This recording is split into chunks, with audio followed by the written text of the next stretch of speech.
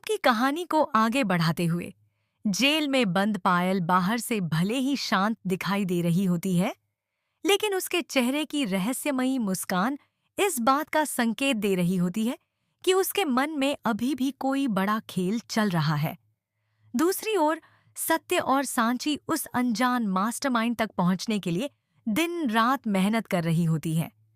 Police की जांच लगातार आगे बढ़ती है, लेकिन हर बार कोई न कोई सबूत रहस्यमय तरीके से गायब हो जाता है। इससे साफ हो जाता है कि दुश्मन न सिर्फ बेहद चालाक है, बल्कि परिवार की हर गतिविधि पर नजर भी रख रहा है। इसी बीच एक सुबह घर के बाहर एक बिना नाम का पार्सल मिलता है। परिवार के लोग जैसे ही उसे खोलते हैं, उसे का बोते के बाद कहा सा कि सही। उसके अंदर कुछ पुरानी तस्वीरें और एक चिट्ठी मिलती है।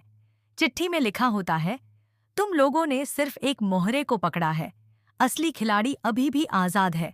अगर अपनी खुशियां बचानी है तो सच की तलाश यहीं खत्म कर दो। यह पढ़ते ही पूरे परिवार के चेहरे का रंग उड़ जाता है। सांची तुरंत समझ जाती है कि यह सिर्फ धमकी नहीं, बल्कि आने वाले बड़े हमले का इशारा है। सत्य पुलिस की एक विशेष टीम बनाकर पूरे मामले की जांच तेज कर देती है।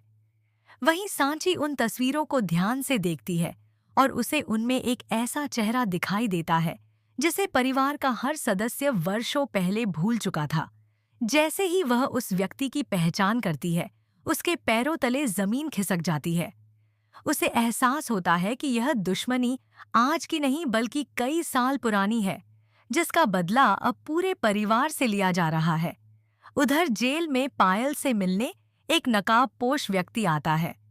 वह बिना अपना चेहरा दिखाए सिर्फ इतना कहता है, घबराना मत, बहुत जल्द तुम्हें यहाँ से बाहर निकाल लिया जाएगा। पायल मुस्कुराकर जवाब देती है कि उसे अपने साथी पर पूरा भरोसा है। दोनों की यह गुप्त मुलाकात जेल के सीसीटीवी कैमरे में रिकॉर्ड तो हो जाती है, लेकिन जब पुलिस फुटेज देखने पहुंचती है, तब तक पूरा वीडियो सिस्टम हैक किया जा चुका होता है।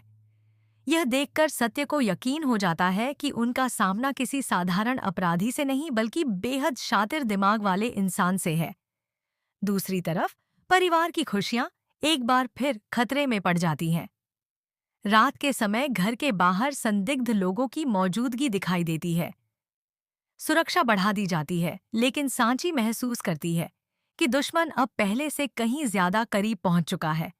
वह मन ही मन फैसला करती है कि चाहे उसे अपनी जान की बाजी ही क्यों न लगानी पड़े, वह इस बार उस मास्टरमाइंड का चेहरा पूरी दुनिया के सामने लाकर ही दम लेगी। अब सवाल यह है कि आखिर वह रहस्यमयी व्यक्ति कौन है जिसने इतने लंबे समय से इस पूरे खेल की योजना बनाई। क्या पायल सचमुच जेल से भाग निकलेगी? और क्या सांची तथा सत्य समय रहते अपने परिवार को इस नए खतरे से बचा पाएंगी? इन सभी सवालों के जवाब आने वाले एपिसोड में देखने को मिलेंगे, जहां कहानी पहले से भी ज्यादा रोमांचक और चौंकाने वाले मोड़ लेने वाली है।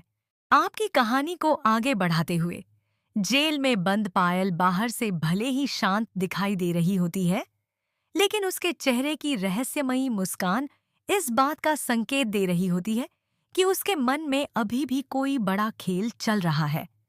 दूसरी ओर सत्य और सांची उस अनजान मास्टरमाइंड तक पहुंचने के लिए दिन रात मेहनत कर रही होती है। पुलिस की जांच लगातार आगे बढ़ती है, लेकिन हर बार कोई न कोई सबूत रहस्यमय तरीके से गायब हो जाता है। इससे साफ हो जाता है कि दुश्मन न सिर्फ बेहद चालाक है, बल्कि परिवार की हर गतिविधि पर नजर भी रख रहा है। इसी बीच एक सुबह घर के बाहर एक बिना नाम का पार्सल मिलता है। परिवार के लोग जैसे ही उसे खोलते हैं, उसे का बोते के बाद कहा सा कि सही। उसके अंदर कुछ पुरानी तस्वीरें और एक चिट्ठी मिलती है। चिट्ठी में लिखा होता है, तुम लोगों ने सिर्फ एक मोहरे को पकड़ा है। असली खिलाड़ी अभी भी आजाद है। अगर अपनी खुशियां बचानी है तो सच की तलाश यहीं खत्म कर दो। यह पढ़ते ही पूरे परिवार के चेहरे का रंग उड़ जाता है। सांची तुरंत समझ जाती है कि यह सिर्फ धमकी नहीं, बल्कि आने वाले बड़े हमले का इशारा है। सत्य पुलिस की एक विशेष टीम बनाकर पूरे मामले की जांच तेज कर देती है। वहीं सांची उन तस्वीरों को ध्यान से देखती है और उसे उनमें एक ऐसा चेहरा दिखा